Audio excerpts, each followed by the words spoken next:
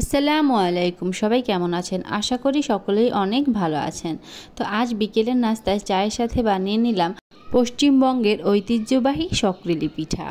মাত্র 3টি উপকরণ দিয়েই খুব সহজেই এই পিঠাটা বানিয়ে নেওয়া যায়। তো আপনারা কিন্তু এই পিঠাটা একবার ট্রাই করে দেখতে পারেন। খেতে কিন্তু অনেক সুস্বাদু হয়ে থাকে। তো আপনাদের সাথে আজ এই পিঠার রেসিপিটাই শেয়ার করব।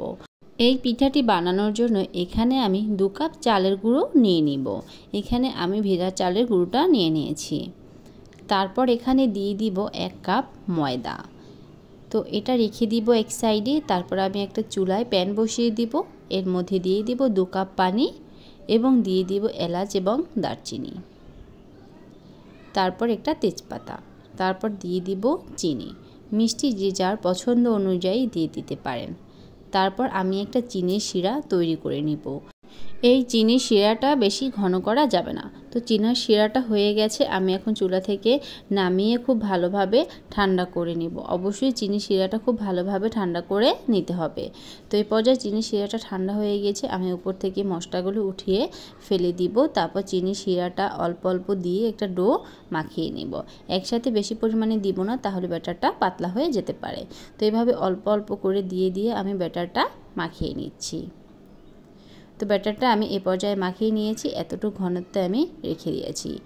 তারপর খুব স্মুথ করার জন্য আমি এখানে একটা ব্লেন্ডার নিয়ে নিয়েছি। ব্লেন্ডার জগে খুব ভালোভাবে ব্লেন্ড করে নিব।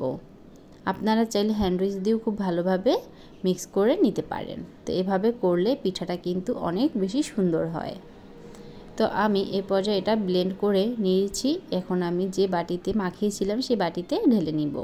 তো দেখুন কতটা স্মুথ হয়েছে। তারপর এর মধ্যে আমি লবণ দিয়ে দিব। মিষ্টি জিনিসে লবণ দিলে খেতে বেশি ভালো লাগে। অনেকে কিন্তু মিষ্টি জিনিসে লবণ পছন্দ করে না। তারপর আমি ঢেকে রেখে দিয়েছিলাম 30 মিনিটের জন্য।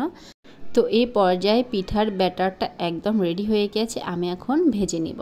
তো এই পিঠাটা ভাজার জন্য অতিরিক্ত তেল দেবার প্রয়োজন নেই।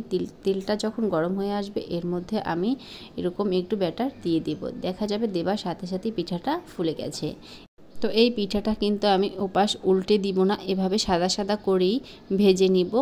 এভাবে করে ভেজে নিতে হবে, উল্টে পাল্টে ভাজার দরকার নেই এবং অল্প তেলে পিঠাটা ভেজে নিতে হবে। দেখবেন পিঠাটা অনেক বেশি সুন্দর হয়। তো এই পিঠাটা কিন্তু ভেজে দুধের শিরায় দিয়েও খেতে পারেন, তাতে কিন্তু খেতে অনেক বেশি ভালো লাগে। আজ যেহেতু আমি দুধের পিঠাটা ভিজাবো না, আমি চায়ের সাথে অল্প পরিমাণে বানিয়ে নিয়েছিলাম। দেখুন পিঠাগুলো কতটা বেশি সুন্দর হয়েছে, এতটা সফট, খেতেও অনেক বেশি মজা। আপনারা বাসায় কিন্তু একবার অবশ্যই পিঠাটা ট্রাই করে দেখবেন। তো সকলে ভালো থাকবেন। আল্লাহ হাফেজ। আসসালামু আলাইকুম।